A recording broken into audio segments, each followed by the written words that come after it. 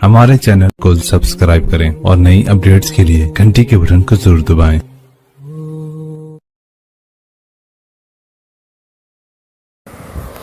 बिस्मिल्लाहिर्रहमानिर्रहीम, अस्सलामु अलैकुम वरहमतुल्लाहि वबरकातुहू।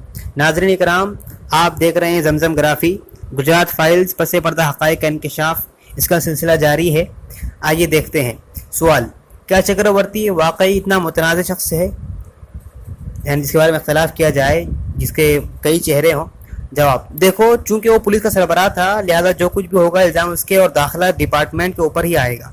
इंसानी हकूक़ डिपार्टमेंट ने भी उस मामले को दस्तूरी तरफदारी करार दिया है, तो हम सब इसमें आ गए। संजीव भट्ट आईबी में था और चक्रवर्ती उस जमाने में डायरेक्टर जनरल था। सवाल: तो क्या आप मीटिंग में नहीं थे? जवाब: कौन सी मीटिंग?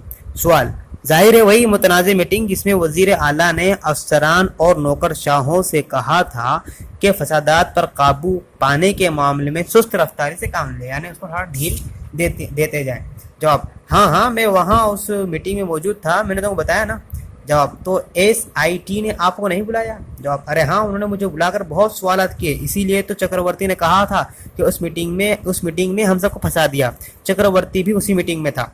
सवाल: चक्रवर्ती ने कहा कि जो लोग वज़ीर आला के करीब थे उनमें से कुछ अफसरान मसलन PC पांडे वगैरह को बचा लिया गया था? जवाब: नहीं, लेकिन PC बाद में SIT की वजह से तनाज़ुर में पड़ गया था। मेरा मतलब है कि वो भी मुतनाज़ हो गया था, झगड़ालू हो गया था। सवाल: लेकिन मैंने तो सुना है कि वो वज़ीर आला का करीबी आदमी है। जवाब: हाँ, वो तो है, लेकिन ऐसा ही हुआ। अगर तुम बरसदार पार्टी कहने पर चलने का फैसला कर लो तो फिर तुम्हें कोई मुश्किल नहीं होगी। अगर तुम सत्ताधारियों के कहने पर चलने का फैसला कर लो तुम्हें कोई मुश्किल नहीं होगी। सवाल: और वो पूरे तौर पर वज़ीर आला का आदमी है? जवाब: हाँ, अगर वो नहीं होता तो चक्रवर्ती की तरह उसको भी निकाल के फेंक दिया जाता, जैसे कि उन्होंने मुझे रिटायर करा दिया, क्योंकि उन्हें मेरी जगह किसी और को लाना था और वो मेरे मातहत को चीफ, यानी जो मेरे अंडर था, उसको चीफ सेक्रेटरी बनाना चाहते थे। सवाल: वो लोग कितने शातिर थे? जवाब: वो इस तरह से मैं विजिलेंस कमिश्नर बना। उनकी बीवी ने इजाफा करते हुए कहा कि सिर्फ यही नहीं, उनके जैसे 3 दीगर अफसरान भी बदले गए थे। सवाल: जैसे कि वो श्री कुमार जिसके बारे में आप बता रहे थे? जवाब: हाँ, तुम्हारी फिल्म के लिए उसके पास बहुत मसाला होगा। ज़्यादातर बातें सनसनी खेज होंगी, लेकिन उसमें हकीकत की आमेज़श भी होगी। सबसे मज़ाक़ खेज, सबसे हंसी वाली पहलू तो ये है कि श्री कुमार फसादात के दौरान साइड पोस्टिंग पर था, लेकिन फसादात के बाद उससे कहा गया कि आकर शामिल हो जाए, और वो भी मेरी और चक्रवर्ती की सिफारिश पर। इसके पास CBI के साथ काम करने का तजुर्बा था, लेकिन बाद में उसने हलफिया बयानात में, यानी कसम खाते हुए बयानात में, और उस दौर के वाक़यात की तफसीलात को भी दाखिल करना शुरू कर दिया जिनका वो हिस्सा ही नहीं था।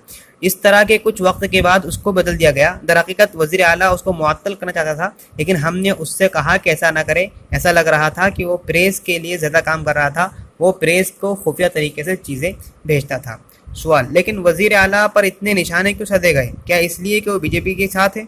जवाब: नहीं, बल्कि इसलिए कि फसादात के दौरान उसने BHP की हिमायत की थी। उसने हिंदू वोट हासिल करने के लिए सब किया था, जो उसको मिला भी, जो वो करना चाहता था वही उसने किया और हुआ भी वही। सवाल: लेकिन उसने तो लोगों को सुस्त रवि से काम लेना कहा था।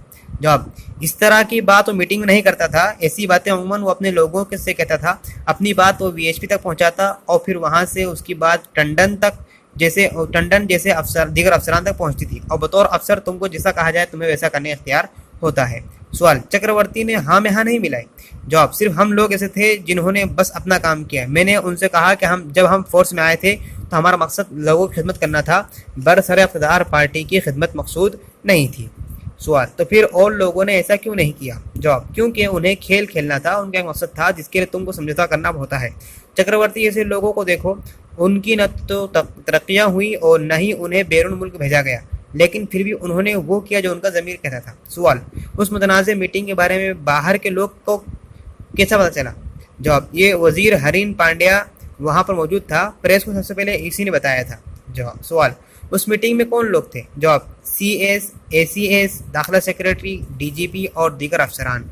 मज़कूरा बाला गुफ्तगू की रोशनी में एक मामूली फ़हम रखने वाला आदमी समझ सकता है कि गुजरात फसादात के दौरान रियासत किस हद तक मुलव्विस थी। अशोक नारायण जो कुछ मुझे बता रहे थे वो बातें ऐसी थी जिनसे हम सब वाकिफ थे, लेकिन ये बात पहले कभी किसी सरकारी आदमी ने नहीं कही।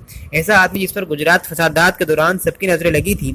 जो चीज़ सबसे ज़्यादा दिलचस्प है وہ ہے سماجی اور سیاسی سیاق، جس کے بارے میں سابق داخلہ سیکرٹری بات کر رہے تھے جب انہوں نے گجرات فسادات کے بارے میں بتایا اور وضاحت کی کہ نریندر مودی کے لیے اس فساد کا مطلب کیا تھا۔ نارائن کے موضوعی اور حقیقت پسند ہونے کا اندازہ اس بات سے لگایا سکتا ہے کہ کسی بھی موقع پر وہ حقائق کو افسانے کے ساتھ گڑبڑ کرنے کی کوشش نہیں کرتے ہیں۔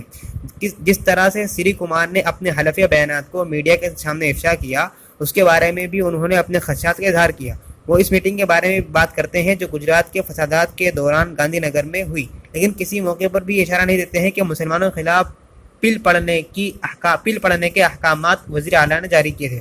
اس کے برعکس وہ زیادہ باریکی سے استدلال کرتے ہیں کہ کیسے اس طرح کے احکامات ذاتی طور پر ان افسران کو دیے جاتے تھے جنہیں مودی کی اس منڈلی میں سرخروئی حاصل تھی۔ میں وہاں بیٹھی اس شریف اور سادہ انسان کو سنتی رہی کیونکہ وہ مجھے ایسی باتیں بتا رہے تھے جو انہوں نے ناناوتی کمیشن کے ذریعے جرح کے دوران بھی نہیں بتائی تھی۔